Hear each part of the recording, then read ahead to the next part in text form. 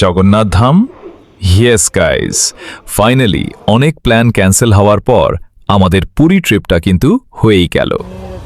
এখন আমরা দাঁড়িয়ে আছি ঠিক হাওড়া স্টেশনে। নিউ জলপাইগুড়ি তো অনেক হলো, এবার একটু সাউথের দিকে যাওয়া যাক।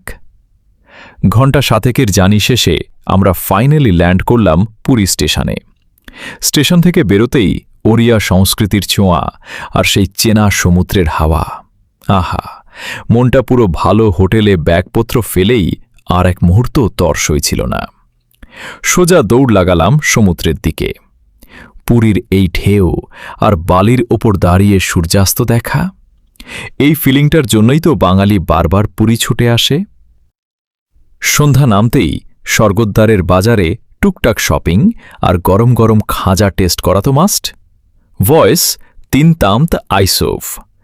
আতা তোমাদের নিয়ে যাই হিন্দুদের অন্যতম প্রধান ধাম পবিত্র পুরী জগন্নাথ মন্দিরে।